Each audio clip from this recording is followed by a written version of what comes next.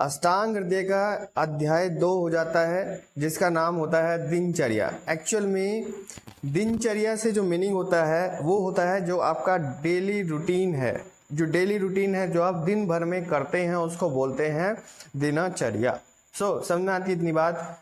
Chapter 2 है, chapter 2 के अंदर हम पढ़ने वाले हैं कि हम पूरे दिन में हम क्या क्या चीज़ें करते हैं और क्या क्या चीज़ें हमको करनी चाहिए। ठीक, आपको इस चीज़ में बहुत ज़्यादा इंटरेस्ट होगा क्योंकि ये चैप्टर आपको सिखाएगा कि आप अपनी डेली रूटीन में क्या क्या चीज़ें कर सकते हैं जिससे आप स्वस्थ रहें। कौन कौन सी ऐसी चीज़ें हैं जिसको करने से आप स्वस्थ रहेंगे पूरी तरीके से। तो सबसे पहले हम बात करेंगे कि इसमें क्या क्या चीज़ें हैं। तो सबसे पहले इसमें हो जाता है कि ब्रह्म मुहूर्त में आपने जागना है। ये श्लोक मैंने कुछ चुनिंदा श्लोक यहाँ पे मेंशन किए हैं आपको, जो आप याद करेंगे तो एग्ज़ाम में आपके लिए हेल्पफुल होंगे। बाकी मैं इसके अंदर की जो प्रैक्टिकल चीज़ें हैं वो आपको बताने वाला हूँ, कैसे आप इसको फॉलो करें।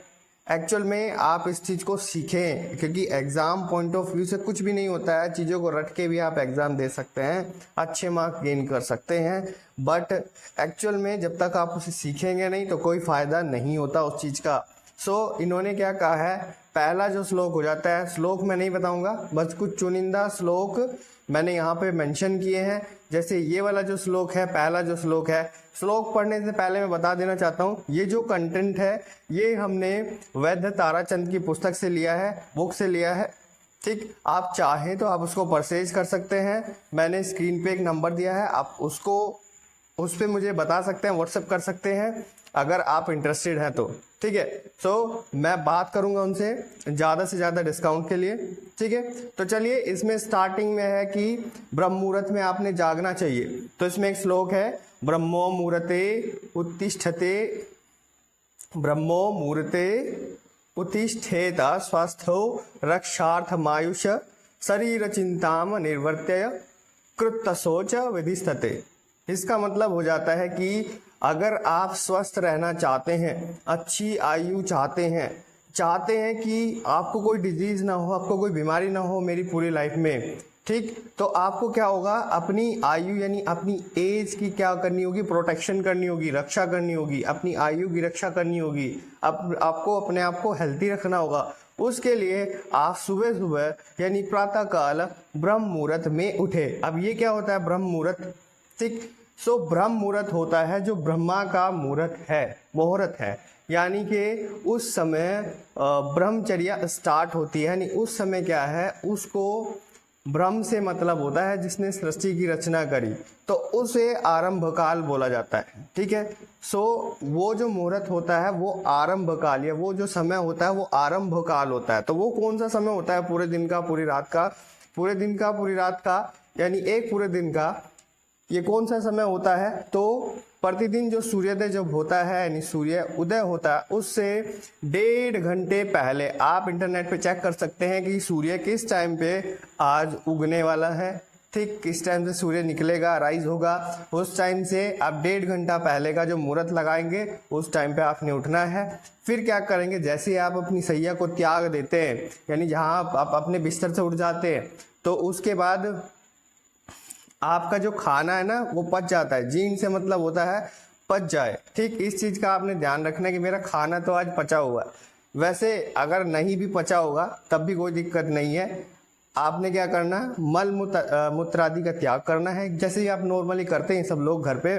ठीक है, और उसके बाद आपने हाथ आदि को धोना है। इस श्लोक के अंदर ये चीज़ मेंशन की गई है। ठीक है, ओके, तो यही चीज़ें बहुत शुरुआत से चलती आ रही है, करीब 5000 साल से चलती हुई आ रही है। अब क्या हुआ, हम लोग इस दिनचर्या को फॉलो जरूर कर रहे थे, लेकिन कुछ चीज़ें इसमें से मिस कर दी गई। अपने कंफर्ट के हिसाब से हमने इस दिनचर्या को चेंज कर लिया, जो कि बहुत गलत है। जैसे कुछ लोग क्या करते हैं, ब्रह्म मुहूर्त में नहीं उठते हैं, वो लोग बहुत लेट उठते हैं, तो उससे क्या होता है, उनकी हेल्थ पे बहुत ज़्यादा इफेक्ट पड़ता है। ये जो दिनचर्या है, ये जो आपका डेली रूटीन है, जो मैं बता रहा हूँ, ये जो समझा रहा हूँ, जो आपकी बुक में लिखा है, शास्त्रों में लिखा है, आयुर्वेद ने जो बताया है, ये आपके लिए इतना ज़्यादा बेनिफिशियल है। जो पहले के लोग थे वो बीमार नहीं होते थे, उसका सबसे पहला रीज़न ये था कि उनकी जो डेली रूटीन है, जो शुरुआत से वो जो सुबह उठते हैं उससे लास्ट नाइट तक वो जो काम करते हैं, वो जो एक्टिविटीज करते हैं, उसको बोलते हैं दिनचर्या। उनकी जो दिनचर्या थी वो परफेक्ट थी, और उन्होंने इस चीज को मेंशन किया, उन्होंने बताया नहीं तो उनको क्या जरूरत थी इस चीज को बताने की,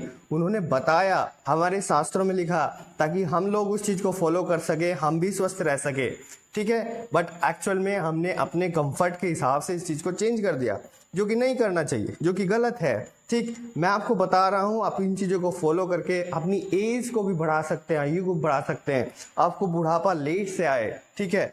ऐसा होगा कि आप ज़्यादा दिन तक, कुछ लोगों को देखा होगा 100 साल 120 साल तक जिंदा रहते हैं, स्वस्थ रहते हैं। उसका रीज़न ये है कि उनकी दिनचर्या, डेली रूटीन बहुत अच्छा है। अब क्या हुआ, आपने क्या किया, हाथ वगैरह धो लिए, ठीक है। धोने के बाद आपने दंत धावन, जैसे आप टूथब्रश करते हैं, टूथपेस्ट करते हैं, ठीक है, दातून करते हैं, वो आपने करना है। और इसमें भी कुछ इंडिकेशंस बताए हैं, ठीक है। सो आपने आँख का एक पेड़ होता है, वट का पेड़ होता है, खैर का पेड़ होता है, करंज का होता है, अर्जुन का होता है, ये सारे जो वृक्ष होते हैं, या फिर कटु तिक्त कषाय रस वाले जो वृक्ष होते हैं, इनकी दातून लेनी है। इनमें से कोई भी आप पकड़ सकते हैं जिनकी दातून आप, वैसे भी आप जैसे नीम की दातून का नॉर्मली यूज़ होता है, तो नीम की दातून भी आप ले सकते हैं, ठीक। तो वो आप यूज़ कर सकते हैं। यहाँ तक कि आप अमरूद की दातून भी ले सकते हैं, उसका भी आप यूज़ कर सकते हैं, उससे भी कोई इशू नहीं होता। जब कुछ नहीं होता तो ये चीज़ें आप कर सकते हैं, ठीक है। सो क्या करना है, ये दातून लेनी है और दांत को से साफ करना है, ठीक है। और ये कब कब करना है, सुबह करना है, प्रातः यानी सुबह, और भोजन के बाद भी करना है, ठीक है। समझ में आती है बात? ओके। एक चीज मैं आपको बता देना चाहता हूँ, कुछ लोग सोच रहे होंगे कि यार हम तो ब्रश कर लेते हैं तो दातून की क्या जरूरत है। कुछ चीजें हैं जो आयुर्वेद में मेंशन की गई है, या फिर कुछ लोग बोलते हैं जिनको नॉलेज नहीं है, लैक ऑफ नॉलेज नहीं है तो लैक ऑफ नॉलेज हुआ, वो बोलते हैं कि दातून जो था उस टाइम पे दातून चलता था, उनको नॉलेज नहीं थी, उन्होंने ब्रश नहीं बनाया, ये करके ना, ठीक। तो मैं उनको बता देना चाहता हूँ, ऐसा नहीं है कि वो ब्रश नहीं बना सकते थे, वो बना सकते थे, बिल्कुल बना सकते थे, लेकिन उनको ये सही नहीं लगा। वो जानते थे कि ब्रश से अच्छा दातून है जो हम डेली यूज कर सकते हैं। आप एक ब्रश को कई महीनों तक यूज करते हैं और फिर बात करते हैं कि हम स्वस्थ रहें, क्योंकि वो जो ब्रश होता है उसके अंदर डेली टू डेली कितने बैक्टीरिया जमा होते रहते हैं वो आपको पता भी नहीं है, ओके। सो आप उसे किसी डिटर्जेंट से भी साफ नहीं कर सकते हैं, ओके। सो दातून क्या होता है, डेली टू डेली आप वहां से तोड़ते हैं और डेली यूज करते हैं। सो उनको इस चीज की नेसेसिटी नहीं हुई तो उन्होंने इस चीज को यूज नहीं किया। इन्होंने एक और इंडिकेशन यहाँ पे दिया है कि दातून का जो आगे का भाग होना चाहिए वो कोमल होना चाहिए। कोमल से मतलब मुलायम होना चाहिए। इससे क्या होगा, दांतों पे वो लगे ना, ठीक है, दांतों से जख्म वख्म नहीं होगा, ठीक। मुलायम रहेगा तो दांतों में जख्म नहीं होगा।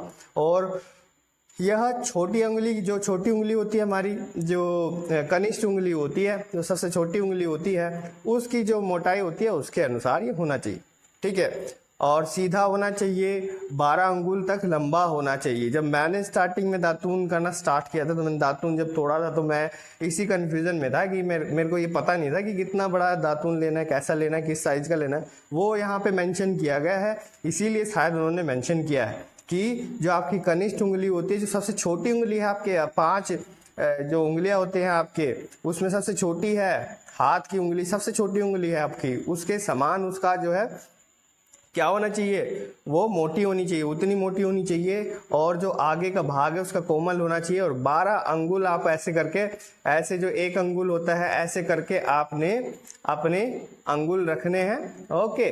सो आपके 12 अंगुल ये टोटल हो जाने चाहिए, ठीक है। समझ में आती है बात? आगे क्या कहा गया है कि जो इतना लंबा होना चाहिए उसका, ठीक है, 12 अंगुल। आगे क्या कहा गया है कि इसको आप दांतों से चबाएं। नॉर्मली आपने देखा भी होगा, ज्यादातर लोग जानते हैं, जो गांव से बिलोंग करते हैं जानते होंगे, दांतों से उसको चबाएं।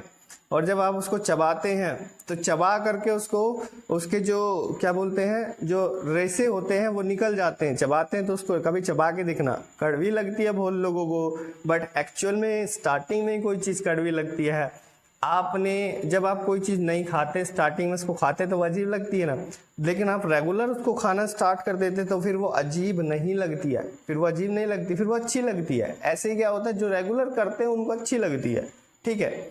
ऐसे ही होता है, जो लोग दूध पीने में इंटरेस्टेड नहीं होते, उनको पहली बार दूध अच्छा नहीं लगता है, लेकिन रेगुलर उनको दूध दिया जाए सो उनको एक आदत हो जाती है, उनको अच्छे लगने लगती है वो चीज़, ठीक है। तो ये चीज़ होती है, ठीक। अपने कंफर्ट के हिसाब से आप चीज़ों को चेंज नहीं कर सकते हैं। जो चीज़ें लिखी हुई हैं, जो बताई गई हैं, जो सही हैं, जिनको साइंस फॉलो करता है, ठीक, उस टाइम का जो साइंस था वो आज के साइंस से बहुत ऊपर का था, ठीक है। समझ में आती है बात। तो इससे क्या होगा, उसको दबाएं, उसके रेसे निकल जाएंगे, जिससे उसको दांतों पे आपको घसना है। उससे क्या होगा, जो दांत हो गए वो मल से रहित हो जाएंगे, यानी उस पे जो गंदगी है वो अलग हो जाएगी। एक फायदा और भी होता है, उसके जो रेसे होते हैं दांतों के जो बीच में स्पेस होता है उसके अंदर तक चले जाते हैं। मैंने बहुत चीज़ें नोटिस की हैं कि ऐसे लोग जो दातून करते हैं ना, उन लोगों के दांतों में कभी कीड़े नहीं होते हैं। क्योंकि क्या होता है ना, दातून जो नीम का दातून होता है वो कड़वा होता है। ज़्यादातर दातून आपने देखा है कटु तिक्त कषाय ये वाले रस के होते हैं। सो इस तरह के जो दातून होते हैं उनसे ऑब्वियस सी बात है वो अपने आप में एक मेडिसिन की तरह काम करेंगे। आपके दांतों के जो बैक्टीरियाज होंगे वो वैसे ही उस रस से ही मर जाएंगे, ठीक है। ओके, तो यही ध्यान रखने वाली बात यहाँ पे है कि मसूड़ों को किस तरह की कोई हानि नहीं होने चाहिए। ओके, लेक्चर लंबा हो जाए कोई दिक्कत नहीं है, बट आपने इसको इंटरेस्ट के साथ सुनना है, क्योंकि ये आपका डेली रूटीन है। इससे आप बहुत ज़्यादा स्वस्थ रह सकते हैं, ठीक है, इसको फॉलो करके, ठीक। तो ध्यान से सुनेंगे इसको। दातून करने के कुछ अयोग्य से मतलब कि कुछ क्या है, कंट्राइंडिकेशंस भी हैं। इस तरह के पेशेंट होंगे कोई, तो उनको दातून करने का कभी सजेस्ट मत कीजिए आप लोग। जैसे कोई अजीन का इंडाइजेशन जिसको रहता है, अजीन का कोई रोगी है, उसको दातून करने का कभी सजेस्ट मत कीजिएगा, ठीक है। ओके, सो आप पूछेंगे कि इसका रीजन क्या है, तो रीजन होता है कि इसमें कटुतिक्त कषाय रस होता है, ठीक है, जो उसे हार्म करेगा। आगे वमन वाला जो रोगी होता है उसको भी मत कीजिएगा कभी भी, नहीं तो उसको और ज़्यादा उल्टियाँ होगी। श्वास का कोई पेशेंट है, ये कफज रोग हो गया, जैसे कास हो गया, श्वास हो गया, इस तरह का कोई पेशेंट है, उसको दातून रिकमेंड मत कीजिएगा। अर्जित रोगी है, ठीक है, कोई प्यासा है तो पहले उसको पानी पिलाइए, उसको भी रिकमेंड मत कीजिए।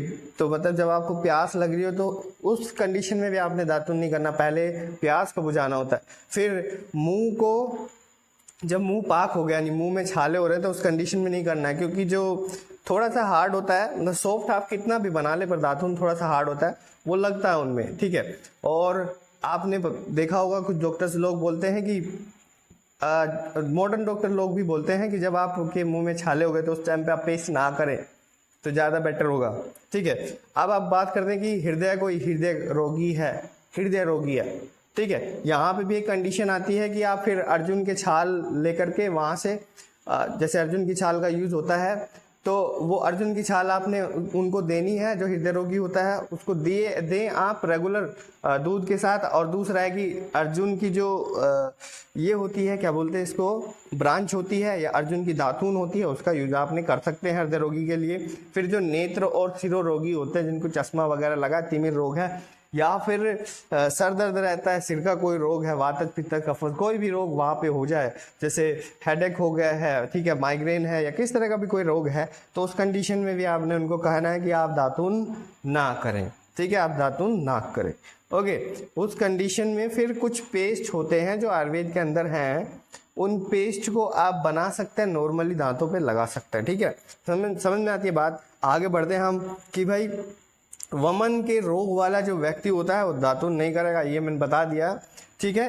तो ऐसे रोगी क्या करें, मंजन को उंगली से धीरे धीरे करके वहाँ पे लगाएं और गुनगुने पानी से मुंह को साफ कर ले। मैंने बताया आपको, वो जो ये तो पाउडर फॉर्म में, तो पेस्ट भी होता है, कोई दिक्कत नहीं है, उससे कोई दिक्कत नहीं है। उसी में ऑयल मिक्स कर लेते हैं और उसको पेस्ट जैसा बना लेते हैं, ठीक। तो ये ऐसा नहीं है कि कोई कंपनी बनाती नहीं है, बहुत सारी कंपनी बनाती हैं इस तरह का। सो उसमें भी कोई दिक्कत नहीं है, वो यूज़ कर सकते हैं। उसके बाद आता है कि अंजन के कुछ गुण होते हैं। अंजन की बात करें, दातुन तो खत्म हो गया, उसके बाद आपने दातुन के बाद क्या करना, अंजन करना। ये अंजन क्या होता है, आँख के अंदर जैसे सुरमा लगाते हैं उसको बोलते हैं अंजन करना। सो अंजन की भी कुछ क्वालिटीज़ होती हैं, आपने देखी होगी। अब बहुत सारे लोगों को चश्मा जैसे लगा होता है, हम लोग भी लगाते हैं, ऐसा नहीं है। सो जो ज़्यादातर कंप्यूटर पे वर्क करते हैं उनको ऑब्वियस सी बात है, या फिर लेट नाइट तक पढ़ते हैं या ज़्यादा किताबों में घुसे रहते हैं, तो इस तरह के पेशेंट्स आते हैं जिनको आँखों पे चश्मा लगा हुआ होता है, ठीक है। सो मायोपिया की कंडीशन होती है, ठीक, दूर की नज़र पास की नज़र ये कमज़ोर होती है। तो उस कंडीशन में क्या होगा, ये जो अंजन होगा ये आपके लिए काफ़ी बेनिफिशियल होगा। एक चीज़ और भी आप ट्राई कर सकते हैं, अगर आपकी दूर की नज़र कमज़ोर है तो उस कंडीशन में आपने एक त्रिफला घृत आता है, उस त्रिफला घृत का आप यूज़ कर सकते हैं। आपने बस 2-2 ड्रॉप आपने रात में सोते समय और सुबह उठ के आपने 2-2 ड्रॉप दोनों आंखों में डालनी है, उससे काफ़ी इफ़ेक्ट पड़ता है, ठीक है। और वो भी एक तरीके का अंजन ही हुआ। इसके अलावा आपने प्योर शहद लेकर के आप प्योर शहद से भी अंजन कर सकते हैं, सुरमा लगा सकते हैं, दिन में एक बार इसको कर सकते हैं। वो थोड़ा तीखा होता है, लगता है, बट जब आप बात करते हैं कि त्रिफला घृत की, तो त्रिफला घृत नहीं लगता है, आँखों में नहीं लगता है, ठीक है, ठीक। तो त्रिफला घृत नहीं लगेगा, उसको कोई पेशेंट आसानी से डाल सकता है, ठीक। वो जस्ट पानी जैसा लगता है नॉर्मली, आप देखा होगा घी है वो, ठीक है, वो घी है एक तरीके का, वो आपको बेनिफिट पहुंचाएगा, ठीक है। अब बात करते हैं कि जो अंजन होता है, सो अंजन क्या है, अंजन को आप नित्य आंखों में लगाएंगे, सुरमे को लगाएंगे, नित्य अलग अलग तरीके के इंडिकेशंस के अलग अलग अंजन है, उनके बारे में आगे हम बात करेंगे। सो उनको लगाएंगे तो वो आंखों के लिए अच्छा हो जाता है, इसलिए उसको प्रतिदिन लगाना चाहिए, रेगुलर उसका यूज़ करना चाहिए, हमेशा उसका यूज़ करना चाहिए, आंखों में सुरमा लगाना ही चाहिए। सो आपने क्या किया, ब्रह्म मुहूर्त में उठे, मलमूत्र त्यागा, हाथ पैर धोए, उसके बाद आपने क्या किया, दातून किया, और दातून के बाद आपने अंजन किया, अंजन यानी आंखों में सुरमा लगाया। इतनी चीज़ समझ में आती है। आगे बढ़ जाते हैं कि भाई अब आप एक यहाँ पे कंसेप्ट दिया रसांजन का, इसमें कहा है श्रावणार्थ, यानी श्रावण किसको बोलते हैं, सिक्रेशन। तो अगर आंखों से आंसू निकलते हैं उसको बोलते हैं सिक्रेशन, उसके लिए रसांजन। क्या बताया है, देखो एक कंसेप्ट है यहाँ पे एक आयुर्वेद का, वो आपको समझना चाहिए, तो आंखों की आप फिजियोलॉजी आप समझ जाएंगे, ठीक है। तो इसमें क्या होता है, जो आंखें होती हैं वो तेजोमय होती हैं, ठीक है। तेजोमय यानी अग्नि का जो, ये एक प्रकार से अग्नि का वहाँ पे स्पेस होता है आंखों के अंदर। लेकिन जैसे हम देखते हैं कि जो ऊर्ध्व जत्रुगत होता है, यानी हमारा जो ये हिस्सा होता है, जो क्लेविकल से ऊपर का जो हिस्सा होता है, क्लेविकल बोन से, वो क्या होता है, वो कफ का स्थान होता है, यानी वहाँ पे कफ होता है नॉर्मली। सो लेकिन जो आँख है, वो एक आँख ऐसी अकेली होती है जिसके अंदर अग्नि रहती है, आग रहती है। सो ये क्या होता है कि अग्नि वहां पे रहती है, तो उसको हमेशा कफ का डर रहता है, कफ से डर रहता है। अब क्या होता है, आपकी आंख के अंदर अग्नि है, ठीक है, अग्नि है, लेकिन उस स्पेस में जहाँ पे वो अग्नि है, जहाँ पे आंख है, उस स्पेस में यानी क्लेविकल से ऊपर तो कफ है, और कफ क्या होता है, वाटर को रिप्रेजेंट करता है। और आंखों के अंदर क्या हुआ, आंखों के अंदर क्या हुआ, पित्त यानी अग्नि हुई। सो अग्नि को हमेशा उस पानी से डर रहेगा। और क्या होता है कि जैसे आप लेंस पे पानी डाल देते हैं तो ब्लर हो जाता है, या आपने कैमरे के लेंस पे कभी पानी डाला होगा तो थोड़ा सा ब्लर हो जाता है, थोड़ा सा ऐसे दिखता है कि वो चीज़ें दूर हो गई हैं थोड़ा ऐसे, या कभी कभी के केस में वो पास होती है, ऐसा दिखता है। सो ऐसा ही होता है यहाँ पे भी। तो उस कंडीशन में, क्योंकि आंखों के आगे भी तो लेंस होते हैं, तो ये जो कफ है ना, ये कफ इस लेंस के ऊपर, यानी ये पानी को रिप्रेजेंट करता है, एक पानी की परत की तरह वहाँ पे जम जाता है, तो उससे ऐसा होता है। और क्योंकि आंखों के अंदर अग्नि होती है तो पानी को देख करके अग्नि हमारी कम हो जाती है, तो देखने की शक्ति कम हो जाती है। इस तरह से इसको समझिए। अब क्या होगा, जब आप तीक्ष्ण अंजन का प्रयोग करते हैं, तीक्ष्ण मतलब तो तेजी से लगता है, तो वो गर्म होता है कुल मिला के, और उससे क्या होगा, वो जो आंखों में जो आपका कफ जम गया है, यानी पानी का जो लेयर आ गया है, वो क्या होगा, इसको लगाने से, सुरमे को लगाने से वो पिघलना स्टार्ट हो जाएगा, वो पिघलेगा और वो आंखों से ऐसे निकल जाएगा। ये एक बार में नहीं होता है, क्योंकि ये जो क्लेविकल से ऊपर का पार्ट है, ये हमारा पूरा हेड नेक ये सब रीजन है, ये पूरा कफ से भरा हुआ है। तो जब आप जाएंगे भाई कि समुद्र में जाएंगे, अग्नि जलाएंगे वहाँ पे, तो समुद्र ऐसे एकदम से सही सूखने वाला है, ठीक है।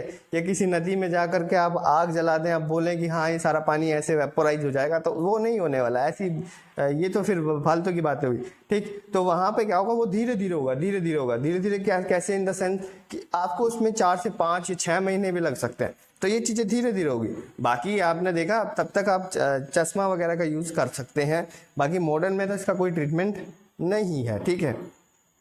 सो इसमें कहा गया है कि 7 दिन के बाद में सोते समय आपने रसांजन यथाविधि डालना चाहिए। इसका क्या मतलब हो गया, यानी 7 दिन का अंतराल बताया, यानी हफ्ते में एक बार आपने डालना है इसको आंखों के अंदर।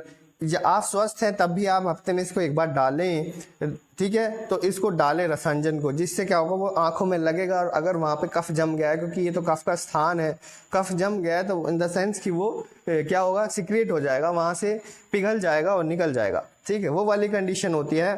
सो इसके आए हुए कफ का स्राव करके, ये मैंने बता दिया, तो दृष्टि जो मलिन है वो शुद्ध हो जाती है। कुल मिला के ये बात है, ठीक। तो आपकी जो आंखें हैं वो प्योर हो जाती है और शुद्ध हो जाती है अंदर से, ठीक। सो ये लेयर आपकी कफ की वहां से पिघल जाएगी और फिर से वहां पे अग्नि दुरुस्त हो जाएगी, और इससे क्या होगा कि आप अच्छे से देख पाएंगे। आगे चलते हैं, आगे का जो टॉपिक हमारा होता है वो होता है तांबुल सेवन होता है, ठीक है। तो तांबुल सेवन बताया, इसमें क्या है कि मैंने कुछ स्पेशल पॉइंट्स ही आपके लिए लिए हैं, ठीक है। तो वो स्पेशल पॉइंट ही मैं आपको, वैसे तो मैं आपको बताने वाला हूं, पर मैं बता देता हूं कि तांबुल सेवन क्या होता है। तांबुल होता है जब पान आप खाते हैं, ठीक है। सो यहाँ पे इस तांबुल के अंदर भी बहुत सारी कैटेगरीज के अलग अलग तांबुल्स आते हैं, जैसे अलग अलग तरीके के पान आते हैं, ठीक है। एक पान जो होता है वो नशे के लिए उपयोग होता है, और इसका यूज बड़ा खतरनाक है, उसको आप यूज ही ना करेंगे तो ज़्यादा बेटर होगा। लेकिन एक जो पान होता है वो माउथ फ्रेशनर होता है, वो आयुर्वेद में रिकमेंड किया गया है। उसके अंदर बहुत सारी औषधियों को मिलाया जाता है, और औषधियों को मिला करके, क्योंकि पान का पत्ता अपने आप में एक औषधि है, ठीक है। आप नॉर्मली इसको घर पे बनाएं, दिक्कत ही नहीं कुछ, उस पे आपने औषधियाँ डालनी है, ठीक है। तो उसको आप लेंगे, वो मैं आगे आपने बताऊंगा, ठीक है। आगे के सब्जेक्ट्स में भी हम पढ़ेंगे, बहुत सारी चीज़ें हम पढ़ने के लिए, सीखने के लिए, ठीक है। तो उसका आप यूज़ कर सकते हैं। नॉर्मली आप पान का पत्ता भी यूज़ कर सकते हैं, ओके, खा सकते हैं, ठीक है, क्योंकि ये अच्छा होता है। तो कुछ लोगों को इसका निषेध भी बताया कि पान नहीं खाना चाहिए। वो कौन कौन से लोग होते हैं जिसमें उर्शत हो गए हो, यानी कि उनके जो उर्शत एक डिजीज होती है जिसमें क्या होता है लंग्स में इन्फेक्शन हो जाता है। कोरोना के केस में बहुत ज़्यादा देखने के लिए मिला था। फिर कोई रक्तपित्त का अगर पेशेंट है, रक्तपित्त इन द सेंस ब्लड पतला हो जाता है, और वो जो है ऊर्ध्व जत्रुगत जो अंग होता है हमारे यहाँ, ये नाक वगैरह से निकलने लगता है। तो शरीर जिसका रुक्ष हो, ठीक है, तो रुक्ष शरीर वाले, और जो नेत्र रोगी होते हैं, और विष या फिर मूर्छा जिनको आ गई है, यानी कि क्या हुआ है, विष यानी जहर उनको चढ़ गया, पॉइजन का शिकार हो गए हैं, या फिर मूर्छा का मतलब है आप बेहोश हो रहा है वो पेशेंट, ठीक है, चक्कर आते हैं, बेहोश हो जाता है। इस तरह का पेशेंट भी आपको कभी रिकमेंड नहीं करना है कि तांबुल सेवन करें। देन मध्य से कोई पीड़ित है, या फिर इसको इस तरह से कह दें कि दारू वगैरह ज़्यादा पीता है, ठीक है, ओके। तो शोष रोगियों में एक शोष रोग होता है, ठीक है। सो शोष रोग यानी राजक्षमा का कोई पेशेंट है तो उसमें भी आपने, सो कुल मिला के कफज में भी आपने नहीं उसको रिकमेंड करना है। तो उसमें क्या होता है, ये हानिकारक ही होता है।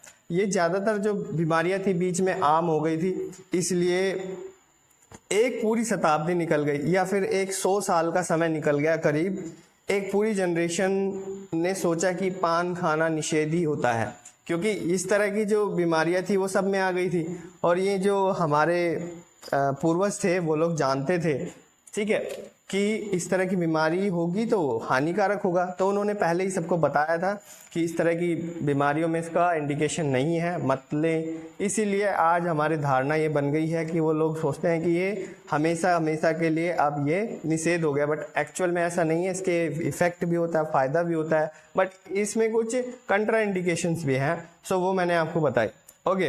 अब जो आता है जो मोस्ट इंपॉर्टेंट टॉपिक है, वो आपके एग्जाम से भी important, exam point of view से भी इम्पोर्टेंस रखता है, और इसका श्लोक मैं आपको रिकमेंड करूंगा पक्का, ठीक है, कि आपने ये याद ही करना 100%। इससे क्या होगा कि जब आप अभ्यंग का तेल मर्दन का या अभ्यंग का श्लोक याद करते हैं, क्योंकि एग्जाम में ये 100% आता है, ओके। सो ये याद करते हैं तो एक क्या होगा, एक पॉजिटिव इफेक्ट जाता है एग्जामिनर के ऊपर, ओके। सो ये श्लोक है, अभ्यंगम आचणे नित्य सज्जरा श्रम बातः दृष्टि प्रसाद पुच्छायु स्वप्न सुत्वकत्वा दाढ़ा यकृत। इसमें क्या होता है कि आपने तेल की मालिश को क्या बोलते हैं, अभ्यंग बोलते हैं। सो शरीर पे अगर तेल की मालिश करनी है, ये बताया गया है कि आपने पूरे शरीर पे तेल की मालिश करनी है। तांबुल सेवन के बाद आपने पूरे शरीर पे तेल की मालिश करनी है। ज़्यादातर लोगों को आपने देखा होगा जो पहलवान होते हैं वो तेल की मालिश करते हैं शरीर पे, ठीक है। ओके, तेल मर्दन करने से क्या होता है, फायदा सुन लो अब। जो बुढ़ापा है वो देर से आता है, ठीक है, बुढ़ापा देर से आता है, और जो थकावट होती है वो पूरी दूर हो जाती है। आप बोलेंगे ये कैसे हो सकता है, तो देखिए सिंपल सा मैं बता देता हूँ, इसमें बात की शांति भी होती है। सो ये जो स्निग्ध है, स्निग्ध से मतलब ये ऑयली है, तो कोई भी अगर स्निग्ध चीज है, ऑयली चीज है, तेल है, तो वो तेल शरीर के अंदर से जो वात होती है, वायु होती है, उसको शांत करता है।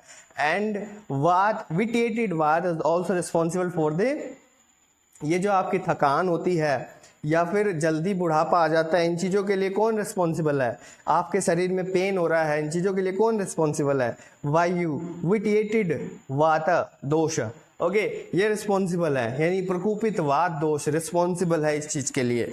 ओके, तो उसको अगर कोई चीज़ शांत कर रही है तो वो आपके अमृत के समान है, वो आपके लिए। सो तेल की जो मालिश होती है, आप भी बोलेंगे कि यार अजीब लगता है, ठीक, इस तरह से तेल की मालिश शरीर पे करना, बट आप खुद मार्केट के अंदर जाके देखिए, वहाँ पे बहुत अच्छे अच्छे तेल भी हैं, उनका आप यूज़ कर सकते हैं। मेन चीज़ क्या है कि आप अपने शरीर को क्या कहें, स्निग्धता दे रहे हैं, स्निग्धता दे रहे हैं, आप रुक्षता को भगा रहे हैं, यानी जो आप रफ स्किन हो गई थी वो भी क्या होगी, तंदुरुस्त हो जाएगी, दुरुस्त हो जाएगी। आपको किसी क्रीम वगैरह की जरूरत नहीं पड़ेगी अपनी स्किन के लिए, ठीक, पूरा शरीर आपका तंदुरुस्त हो जाएगा, ठीक। तो इस चीज़ को समझिए। ओके, फिर क्या है, इससे क्या होगा, जो आपकी दृष्टि होती है वो अच्छी हो जाती है, ठीक है। आपने सुना होगा पैरों के तलवे पे अगर हम मालिश करते हैं तो उससे शरीर जो है हमारा अच्छा हो जाता है, दृष्टि अच्छी हो जाती है, आंखों के लिए वो बहुत अच्छा है।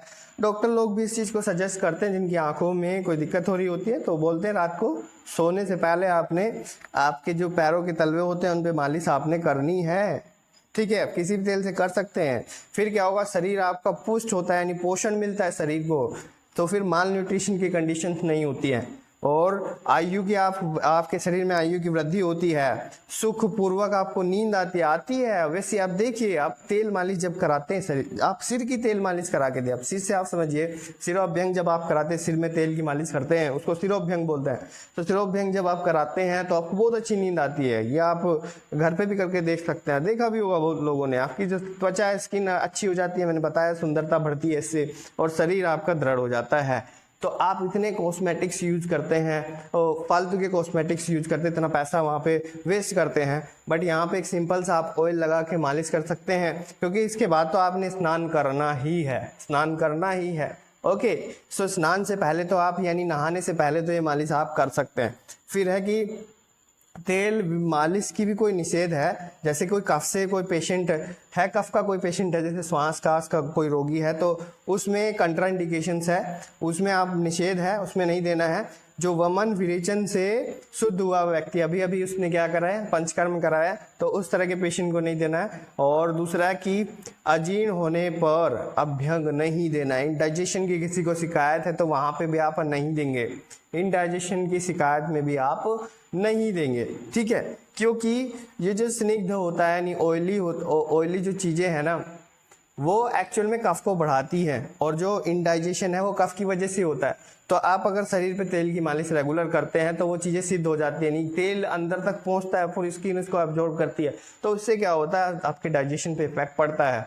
और आपका डाइजेशन, जिनका डाइजेशन कमज़ोर है, वीक हो गया है, ठीक है, अच्छे से फ्रेश नहीं हो पाते, इंडाइजेशन के शिकार हैं, उन लोगों को ये आप तेल मालिश बिल्कुल भी सजेस्ट नहीं करेंगे, क्योंकि फिर उनको दिक्कत होने वाली है, ठीक है। क्योंकि और ज़्यादा कब बढ़ेगा तो और ज़्यादा इंडाइजेशन उनको शिकायतें होंगी, ठीक है, उससे आपका नाम खराब होता है। आगे बढ़ते हैं हम। एक और इम्पोर्टेंट क्वेश्चन आपके लिए है, वो है व्यायाम, ठीक। ये एक और श्लोक दे रहा हूँ आपको, बस 2 श्लोक आप याद कीजिए, बहुत इंपॉर्टेंट हो जाएगा आपके लिए। ये इंपॉर्टेंट क्वेश्चन है, व्यायाम और अभ्यंग मोस्ट इंपॉर्टेंट है, ठीक है। ओके, सो व्यायाम में क्या होता है, लाघवम कर्म सामर्थ्यम दीप्तो अग्नि में 10 क्षय विभक्त घन गात्रत्वम व्यायाम अदुप जायते। तो इस श्लोक के अंदर क्या कहा गया कि शरीर से व्यायाम से क्या होगा, शरीर हल्का हो जाता है, लाइट हो जाता है, क्योंकि पसीना शरीर से बाहर निकल जाता है, कफ दूर हो जाता है, ठीक है। शरीर में जो मोटापा होता है, मेद जो है, फैट जम गया है शरीर के अंदर, वो क्या होता है, उसका क्षय हो जाता है। क्षय से क्या मतलब है, वो घुल जाता है, कम हो जाता है, ठीक है। तो सभी कार्यों के करने की शक्ति शरीर में आ जाती है, स्फूर्ति आती है, ठीक है। और अग्नि हमारी दीप्त हो जाती है, अग्नि बढ़ जाती है। और व्यायाम से क्या होगा, शरीर के जो अंग होते हैं वो क्या हो जाते हैं, सुगठित होकर के शरीर में घनता उत्पन्न हो जाते हैं। कुल मिला के क्या है कि आपका जो शरीर है, यानी ये मान लो कि मसल्स भी इससे बिल्डअप होती हैं, ठीक है। इतना समझ में आती है बात। शरीर हल्का हो जाता है, स्फूर्ति आती है, मेद का नाश, मोटापा घटता है, अग्नि बढ़ती है। ये चीज़ें आपको पता होगी, पर अभी आपने कभी एनालाइज नहीं किया इस चीज़ के लिए, ठीक है। अब हम आगे बढ़ते हैं कि जो वात पित्ती है, यानी वात और पित्त का दोनों का शिकार है ऐसा कोई पेशेंट, कोई बालक है, कोई बूढ़ा है, या कोई अजीर्णी पेशेंट है, यानी इंडाइजेशन का शिकार है, वो कभी भी एक्सरसाइज ना करें, उनके लिए कंट्राइंडिकेशन है, निषेध है। नेक्स्ट पॉइंट यहाँ पे आता है कि स्निग्ध भोजन करने वाला, यानी जो ज़्यादा चटक बटक चीज़ें खाता है, ऑयली चीज़ें खाता है, ठीक। शीतकाल यानी जो ठंडी का जो समय होता है, और वसंत ऋतु जो होती है उसमें आधी शक्ति तक, और अन्य ऋतुओं में इससे भी कम, ठीक है। तो जो आपकी स्ट्रेंथ है कि मैं इतना कर सकता हूँ, उससे आप आधा करें, और जो दूसरी ऋतु है वसंत में आप आधा करेंगे, और जो दूसरी ऋतु होती है हमारी 5 ऋतुएं, उनमें क्या करेंगे आप, इससे भी कम करेंगे, यानी आधे से भी कम व्यायाम करेंगे, ठीक है। तो ये नहीं है कि मैं स्ट्रेंथ से ज़्यादा व्यायाम कर रहा हूँ, तो इससे क्या होगा कि बहुत ज़्यादा वात आपके शरीर के अंदर विटिएट होगी, यानी प्रकोपित होगी, यानी बढ़ जाएगी, बहुत भयंकर रूप ले लेगी। इससे क्या होगा कि कई बार मैंने देखा है, जब कोई बहुत ज़्यादा काम करता है तो उसको साइटिका जैसे भयंकर रोग हो जाते हैं, वो सब वात व्याधि के अंतर्गत आते हैं, ठीक। 80 प्रकार के रोग होते हैं जो वात व्याधि के अंतर्गत आते हैं, सिर्फ वात के कारण, विटिएटेड वात दोष के कारण होते हैं, ओके, प्रकोपित वात दोष के कारण होते हैं, ठीक। और ये आपके ऊपर डिपेंड करता है कि आपने खुद आमंत्रित किया है वात दोष को कि आओ बैल मुझे मार, वो वाली कंडीशन होती है, ठीक। आपको पता ही नहीं है कि ये काम करने से ये चीज़ हुई है। इसलिए मैं कहता हूँ कि दिनचर्या आपके लिए इम्पोर्टेंस रखती है, ओके। अब बढ़ते हैं आगे की ओर कि जो व्यायाम आपने कर लिया, उसके बाद आपने अपने पूरे शरीर को ऐसे मसलना है, उसको बोलते हैं मर्दन करना, ठीक। तो मसलने क्यों, अब मसलेंगे क्यों, इससे क्या होगा कि ऐसा होता है कि कई बार आप जब बहुत ज़्यादा एक्सरसाइज करते हैं, या कोई कुछ भी हल्की फुल्की भी एक्सरसाइज करते हैं, तो मसल्स क्या होती है, मसल्स के अंदर, आपकी मांसपेशियों के अंदर वात दोष बढ़ जाता है। आप उसको मसलेंगे, एक जगह इकट्ठा होने लगती है मसल्स के अंदर वात दोष। सीधी सी बात है, कहीं पे अगर जोर पड़ता है तो वहाँ पे वात दोष अपने आप ही इकट्ठा होने लगती है, फ्री स्पेस बनता है, जहाँ भी वात को या वायु को फ्री स्पेस मिलेगा तो वो इकट्ठा होगी, तो वहाँ पे अगर वो इकट्ठा होने लगती है तो मसलेंगे कई बार उसको, तो मसलने से क्या होगी, वो वहाँ से निकल जाती है। तो अपने आप में एक साइंटिफिक ये चीज़ है, ओके। नेक्स्ट चलते हैं पॉइंट पे कि अति व्यायाम, बहुत ज़्यादा मात्रा में आप एक्सरसाइज कर रहे हैं, रात में जाग रहे हैं, स्त्री संग है, पैदल यात्रा कर रहे हैं, या फिर साहसिक कार्य कोई कर रहे हैं, साहसिक कार्य कर रहे हैं, ठीक है। आप बहुत ज़्यादा साहस दिखा रहे हैं, हाँ मैं कर सकता हूँ, वो वाली बात है, ठीक है। पहाड़ पे भी चढ़ सकता हूँ, एवरेस्ट पे भी चढ़ सकता हूँ, तो इस तरह के साहसिक कार्य, ओके। अधिक ऊंचा मैं बोल सकता हूँ। सो इससे क्या होगा कि आपकी जो शक्ति है ना, वो नष्ट हो जाएगी। तो इस तरह के कार्य आप ना करें तो ज़्यादा बेटर होगा, ठीक है। तो अति व्यायाम, रात्रि जागरण, स्त्री संग, पैदल चलना, और साहसिक कार्य, और अधिक ऊंचा बोलना, ये कुछ कार्य बताए जिनको नहीं करना चाहिए, क्योंकि इससे आपकी शक्ति जो है वो नष्ट हो जाती है। फिर नेक्स्ट जो पॉइंट आता है कि उबटन जो होती है ना, उबटन के बारे में बात करेंगे हम, ठीक है। तो ये एक प्रकार से क्या होता है, उबटन, जैसे आप लोगों ने देखा होगा कि कुछ लोग हल्दी चंदन का लेप वैसे कर लेते हैं, तो उसको बोलते हैं उबटन। इसके बारे में डिटेल में हम आगे बात करेंगे।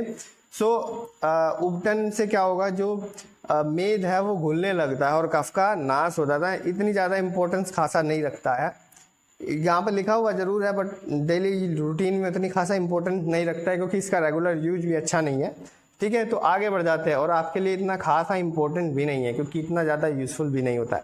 आगे बढ़ते हैं कि स्नान से क्या होगा, आपने देखा अग्नि दीप्त होती है, वृषवृद्धि होती है, वृषवृद्धि होती है, यानी यहाँ शुक्र की भी शरीर में वृद्धि होती है, स्पर्म काउंट बढ़ता है और आयु से अच्छी हो जाती है, ऊर्जा आती है शरीर में। नहाने से क्या होगा, आप नॉर्मली जानते हैं ना, नहाने से क्या होगा, आपके शरीर की स्ट्रेंथ भी बढ़ती है, उससे ऊर्जा आती है शरीर के अंदर, आपकी अग्नि अच्छी हो जाती है। ओके, तंद्रा थकावट हो रही है शरीर के अंदर, बेहोशी सी आ रही है, प्यास लग रही है और दाह हो रहा है, जलन हो रही है, वो सब शांत हो जाते हैं। और आगे हम बात करते हैं कि पूरे शरीर पे सिर को छोड़ करके आपने गर्म पानी से स्नान करना चाहिए, सिर को छोड़ करके। बाकी जितना भी पूरा शरीर होता है उसमें उष्ण स्नान आपने करना चाहिए, मतलब ज़्यादा गर्म पानी भी आपने यूज़ नहीं करना है। नॉर्मल पानी जो है, नॉर्मल पानी से थोड़ा सा आपने उष्ण उसको करना है, गर्म करना है, तो उससे आप स्नान कर सकते हैं। और जो अर्दित का रोगी होता है, नेत्र रोगी होता है, मुख रोगी है, कर्ण रोगी है, ठीक है, आँख नाक ये कान का कोई रोग है, मुंह का कोई रोग है, ना आँखों का कोई रोग है, या फिर अर्दित रोग होता है, एक बात करेंगे रोग निदान के अंदर। अतिसार का कोई पेशेंट है, पीनस रोग हो गया है, ठीक, बार बार छींकें आती हैं, और अजीर्ण की जो कंडीशन होती है, इंडाइजेशन कंडीशन होती है, तो उसमें स्नान को निषेध बताया गया है, कंट्राइंडिकेशन है, यूज़ ना करें, वहाँ पे मत नहाएं आप, ठीक। लेकिन फिर आप ये भी बोलेंगे कि फिर अगर वहाँ पे नहीं नहाएंगे तो बड़ा दिक्कत हो जाएगा, डेली हमने नहाना चाहिए, क्योंकि अब कोई भी स्वस्थ आदमी नहीं है, हमेशा किसी न किसी को इंडाइजेशन तो रहती है। तो उससे क्या होगा कि इंडाइजेशन का तो ज़्यादातर जो है कंट्राइंडिकेशन है, बट अगर फिर वहाँ पे आपको कंट्राइंडिकेशन, आप थोड़ी मात्रा में वो चीज़ कर सकते हैं, थोड़ा मात्रा में ये चीज़ें कर सकते हैं, ठीक है, ठीक। ओके, तो चलिए आगे चलते हैं। हम स्नान के कुछ गुण होते हैं, कौन कौन से गुण होते हैं कि दीपनम वृषम आयुष्यम स्नानम ऊर्जा बलप्रदम कंडू मल श्रम स्वेद तंद्राह त्रदह पाप मर्जितम, ठीक है, पाप मर्जित। तो ये जो श्लोक है ये भी इम्पोर्टेंट है आपके लिए। तो दीपनम वृषम आयुष्यम स्नानम ऊर्जा बलप्रदम कंडू मल्ल श्रम स्वेद तंद्रात्रदाह पाप मर्जित। तो ये जो श्लोक होता है इसके अंदर बताया है कि स्नान करने से आपकी जो अग्नि होती है वो बढ़ जाती है। अभी हमने बताया कि वृष आयु की वृद्धि होती है, इंपॉर्टेंट है, इसलिए मैं इसका एक्सप्लेनेशन आपने दे रहा हूँ कि स्नान शरीर पर आपकी शक्ति को बढ़ाने वाला होता है, बल को देने वाला होता है, खुजली वगैरह होती है आपको वो दूर हो जाती है, मल पसीना तंद्रा प्यास जलन ये सब दूर होती हैं, ठीक। एक चीज़ कुछ लोग मुझे बोल रहे थे कि आपने बताया कि खुजली दूर हो जाती है, बट हम तो डेली नहाते हैं, हमें नहीं हो रही है। तो उसका एक बड़ा रीज़न ये भी है कि अगर बहुत ही कम मात्रा में आपको स्टार्टिंग फेज है तो उस दौरान आपको उससे लाभ होता है। ये नहीं है कि पूरी तरीके से वो ख़त्म हो जाएगी बस स्नान करने से, फिर तो मेडिसिन का कोई यूज ही नहीं रहता है, फिर डॉक्टर लोगों का क्या यूज है, ठीक। अगर सिर्फ स्नान से ही सब कुछ हो जाता है तो ठीक। कुछ मात्रा में ये जैसे अनुपान मेडिसिन के लिए क्या होता है, अच्छा होता है, अनुपान के साथ आप उसे लेंगे तो वो ज़्यादा इफेक्टिव होती है। इसी तरीके से अगर आप नहाते हैं तो वो भी एक आपकी रूटीन का एक हिस्सा हो जाती है, उससे आपको रिलैक्स मिलेगा, अच्छा लगेगा, ठीक। पाप अगर आप नहीं नहाते इसके अपोजिट तो फिर वो जो खुजली है वो बढ़ेगी, ठीक है। ओके, तो पाप कर्म को दूर करने वाला होता है। बहुत लोगों ने सुना भी होगा गंगा जल से स्नान करोगे तो पाप धुल जाएंगे, यहाँ पे ऐसा कुछ लिखा हुआ है, ठीक, बट गंगा जल का कोई मेंशन नहीं है। आगे बढ़ते हैं इसके अंदर, एटलीस्ट चैप्टर के अंदर, ठीक, शास्त्रों में ये चीज़ मेंशन है। ओके, आगे बढ़ते हैं। 10वीं पाप कर्म most important for the 10 mark. Okay, so 10 mark का ये क्वेश्चन हो जाता है आपके लिए, क्योंकि 10 कर्म है तो 10 मार्क्स का ये क्वेश्चन हो जाता है।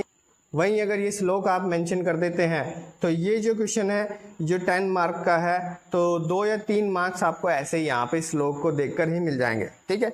ओके, समझती बात। फिर आप थोड़ा बहुत अगर एक्सप्लेन भी कर देते हैं इस चीज़ को तो फिर ये आपका जो है यहाँ पे 9 मार्क्स या 8 मार्क्स आराम से वो दे देता है। अगर आपकी राइटिंग बहुत अच्छी है, लिखने का तरीका सटीक है, ठीक, कलरफुल चीज़ों को लिख रहे हैं, देखने में अट्रैक्टिव लग रहा है, तो फिर आपको 10 मार्क्स मिलेंगे, कोई रोक नहीं सकता है।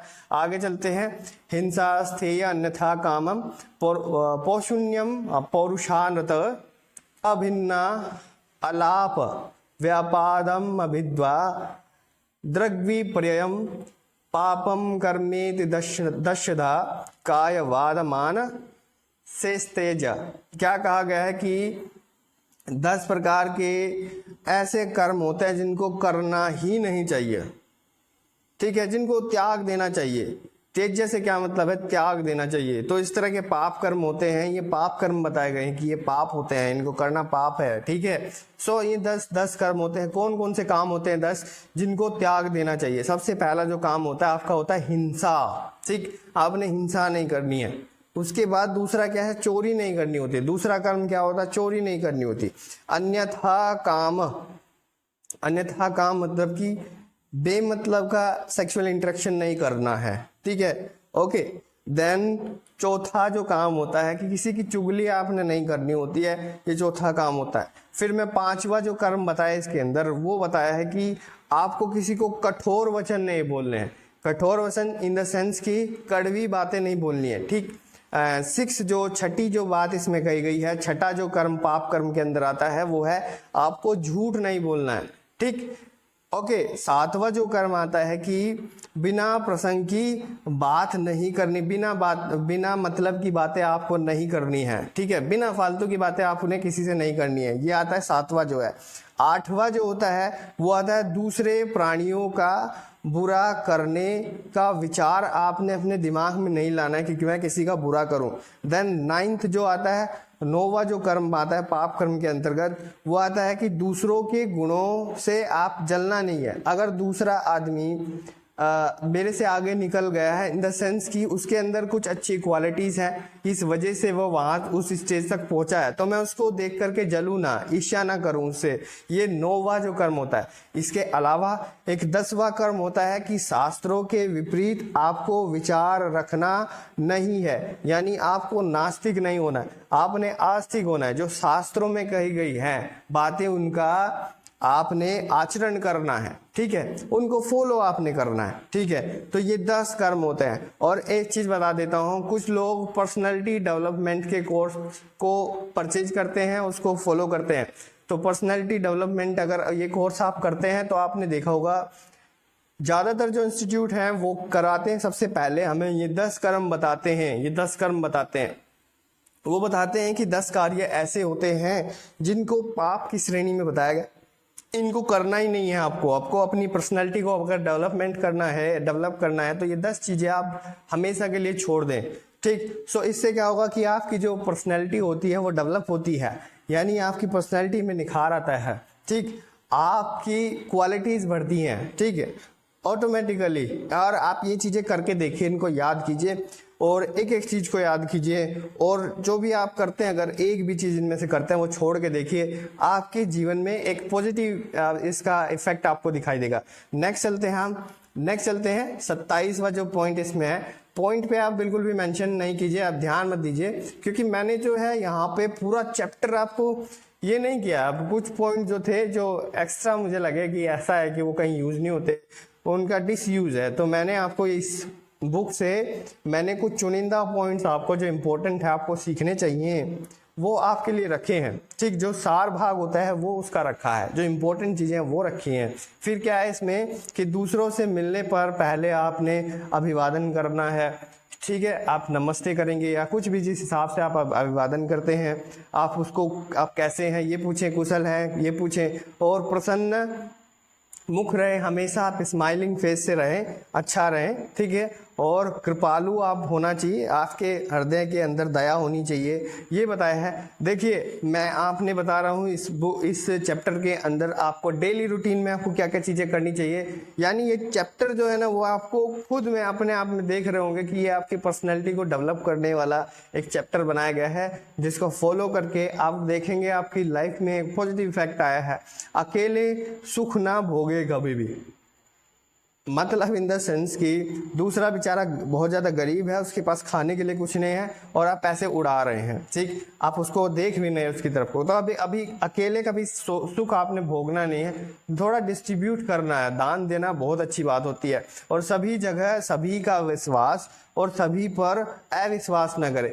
ऐसा होता है कुछ कंडीशंस में इन्होंने बताया कि सभी पे विश्वास नहीं करना है, लेकिन सभी पे अविश्वास भी नहीं करना है, वो डिपेंड करता है कि कंडीशंस वहाँ कैसी हैं, ठीक है।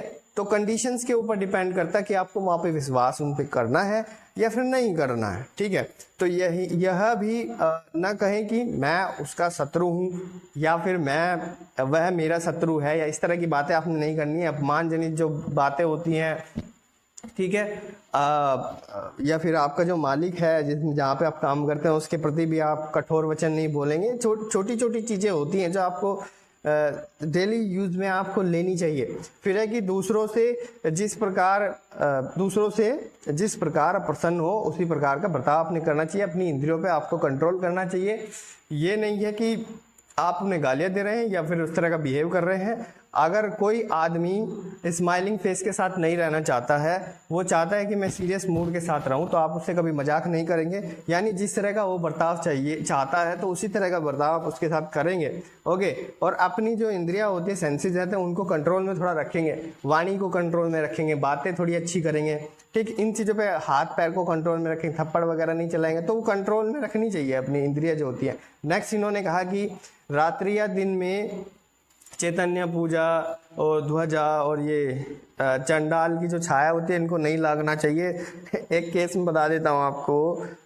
हमारे जो बड़े बुजुर्ग होते हैं वो बोलते भी हैं कि अगर इस तरह की परछाई आपको दिखाई दे रही, कहीं छाया है, तो उसको ना लांगे मतलब कि उसके ऊपर को ना चलें, ठीक।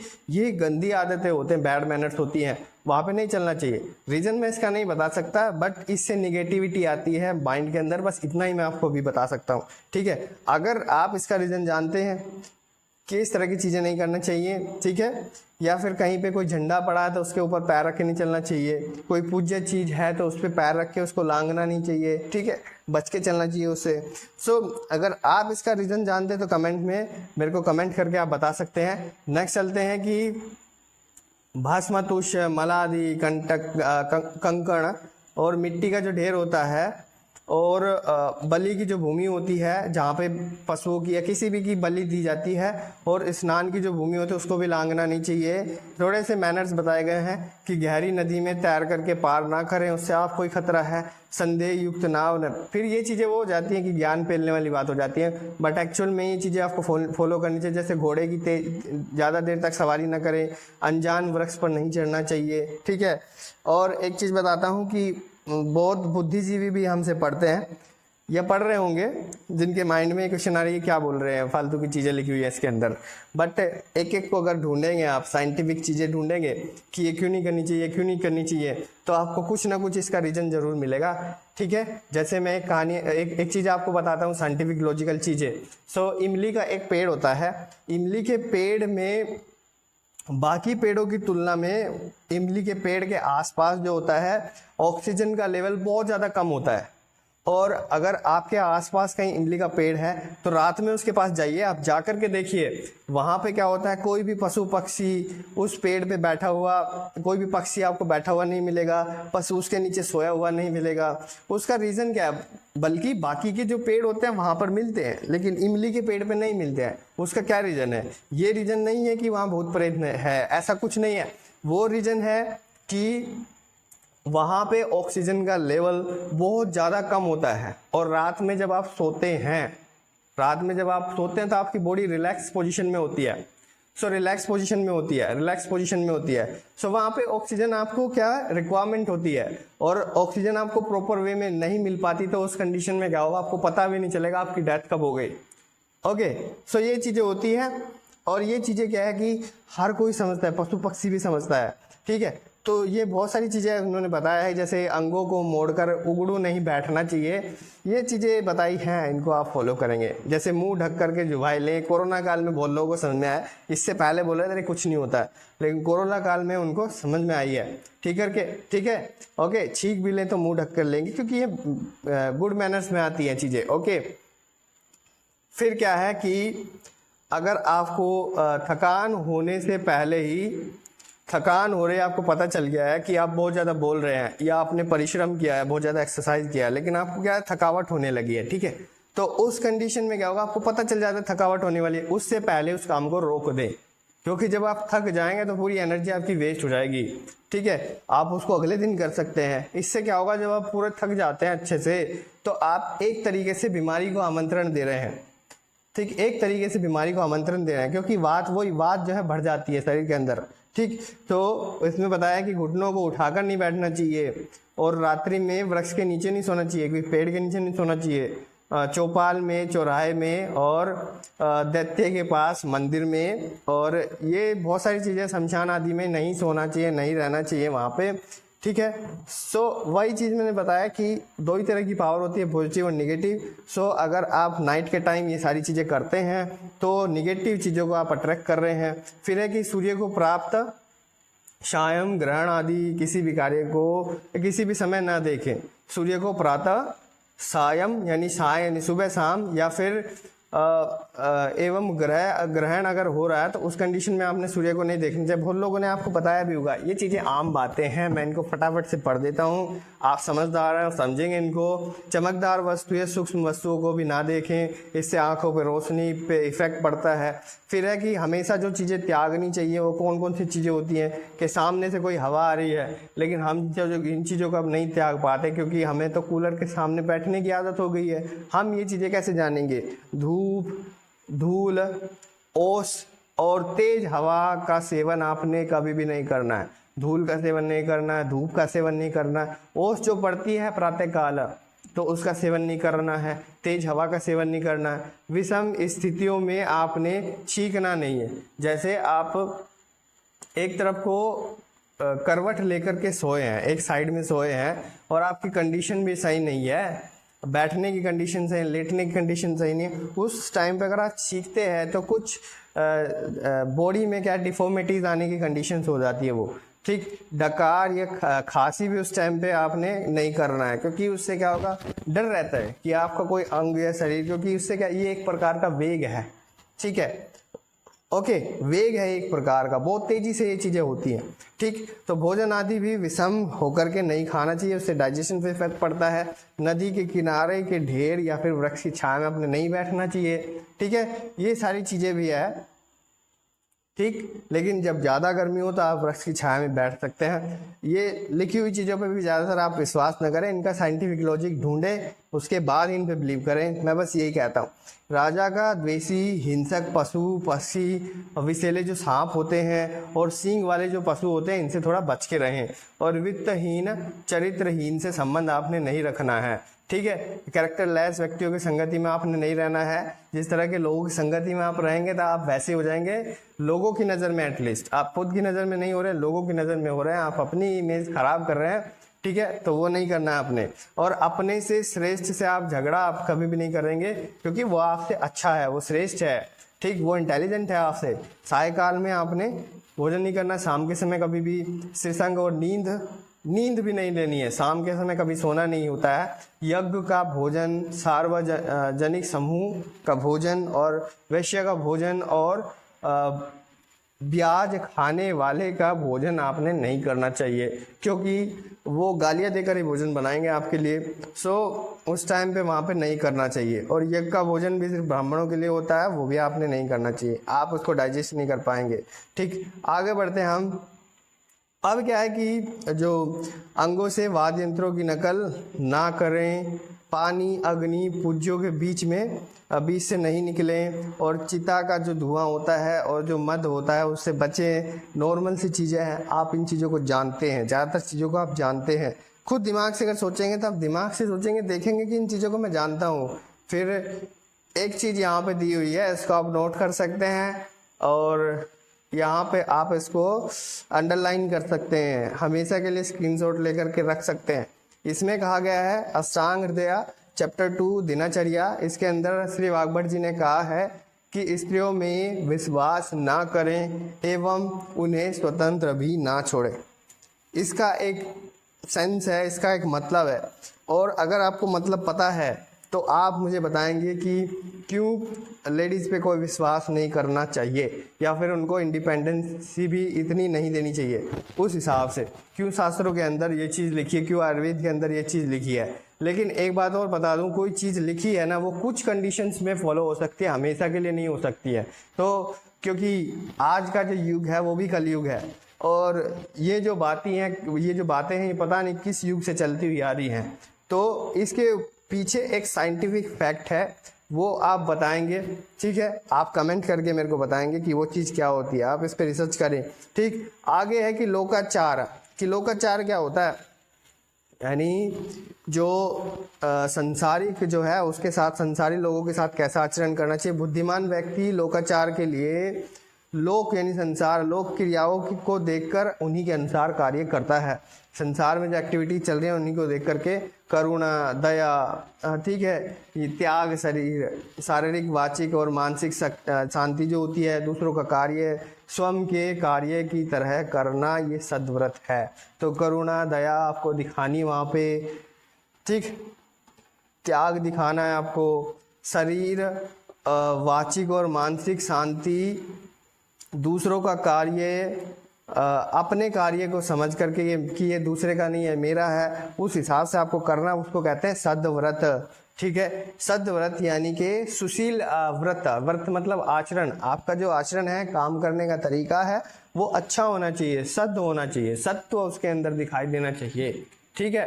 तो सात्विक प्रकृति होनी चाहिए आपकी, ठीक। ओके, सदैव ये बात ध्यान रखें कि मेरे दिन रात किसी प्रकार का कार्य करते हुए किसी व्यक्ति को कोई दुख ना पहुंचाओ, ठीक है। बस ये चीज़ों का ध्यान रखें। तो इस प्रकार अगर कोई इस दिनचर्या को फॉलो करता है या अन्य आचरण का जो संक्षेप में यहाँ पे दिया वर्णन किया गया है, इसका निरंतर पालन करता है, तो उससे क्या होगा, उसकी जो आयु है वो बढ़ेगी, उसका जो आरोग्य है, यश है, उसको उसकी प्राप्ति होगी, और उसने बताया कि स्वर्ग की भी प्राप्ति होगी। स्वर्ग इन द सेंस कि पृथ्वी पे भी स्वर्ग हो सकता है अगर आप इन चीज़ों को फॉलो करें। तो इस अर्थ के ऊपर भी आपको स्वर्ग जैसा ही फील होगा, क्योंकि सब आपके लिए अच्छा अच्छा सोचेंगे। एक जो क्वेश्चन आता है यहाँ पे इम्पोर्टेंट हो जाता है, सद्व्रत, टिक करेंगे इसको कि जीव मात्र पर आप दया दिखाएं, अपनी शक्ति के अनुरूप आप दान दें, और मन, वाणी और शरीर से आप क्या करें, अनैतिक कार्य ना करें, ठीक है। सब आपको मतलब अच्छा अच्छा आपको व्यवहार करना है सबके साथ, उसको कहते हैं सद्व्रत। तो दूसरे के कार्यों को आप ना समझ करके करें, यही जो बातें हमने कही अभी, यही सद्व्रत है जो श्रेष्ठ लोग करते हैं, जो बहुत अच्छे लोग होते हैं, ठीक है, जो श्रेष्ठ होते हैं, जिनको श्रेष्ठ कहा गया। तो इस तरह के लोग ही इसको करते हैं। ओके, देन हम आते हैं कि जो इसके इम्पोर्टेंट क्वेश्चंस हो जाते हैं, जो संभावित प्रश्न करके इस बुक में मेंशन की गई है। अगर आप इस बुक को खरीदना चाहते हैं तो डिस्क्रिप्शन में आपको मेरा नंबर वहाँ पे मिल जाएगा, आप मुझे बता सकते हैं, ठीक है, आप इंटरेस्टेड हैं तो। ओके, देन यहाँ पे सबसे पहला जो प्रश्न हो जाता है वो दिनचर्या का संक्षेप में वर्णन करें, ये हो जाता है। सेकंड है कि धन धावन विधि क्या होती है और स्नान के क्या लाभ होते हैं, हमने बात करी इसके बारे में। और नश्या, गंडूस, अभ्यंग, इनके बारे में हमने बात करी। हमने बात करी कि व्यायाम की क्या इंपॉर्टेंस होती है, उसका परिणाम क्या होता है, और उसके बाद हम क्या करें। तो व्यायाम करने के बाद आपने क्या करना है, पूरे शरीर को मसलना होता है, मर्दन करना होता है। उपटन आपने कैसे लगाने, तांबुल का लाभ क्या होता है, और 10विध पापक्रम, इनके बारे में आपने बताना है, ठीक है। तो जैसे बहुत सारी चीज़ें, जैसे उपटन आप मार्केट में भी देखेंगे, उपटन आपको मिलती है, हल्दी, चंदन, उपटन, उस पर लिखा हुआ आता है, तो बस वही लेप की तरह आपको लगानी होती है। सद्व्रत किसे कहते हैं, मोस्ट इंपॉर्टेंट क्वेश्चन है। प्रमुख आचरण क्या होते हैं, आचरणों का वर्णन यहाँ पे करना है। तो ये 6 क्वेश्चन है, कुल 6 क्वेश्चन है जो आपके लिए इम्पोर्टेंट हो जाते हैं। अब ये जो बुक है आचार्य वैद्य ताराचंद शर्मा, और ये बुक अपने आप में इफ़ेक्टिव है। आप देखेंगे इसको, बहुत ज़्यादा यूनिक बुक है। आप चाहते हैं इसको परचेज करना, ठीक है। सो आप मुझे बताइए, आप इसका अगर चाहते हैं कि एटलीस्ट एक चैप्टर का इसका PDF हमें दिखाया जाए, तो आप टेलीग्राम चैनल जिसकी लिंक मैंने डिस्क्रिप्शन में दी है, वहाँ पे आप उसको ज्वाइन कर सके। आप मुझे व्हाट्सएप पे बता सकते हैं आपको टेलीग्राम चैनल की लिंक चाहिए, तो आप वहाँ से आप मुझे कांटेक्ट कर सकते हैं, ठीक है। तो चलिए, इस लेक्चर में बस इतना ही। मिलता हूँ मैं नेक्स्ट लेक्चर में आपसे, तब तक के लिए थैंक यू।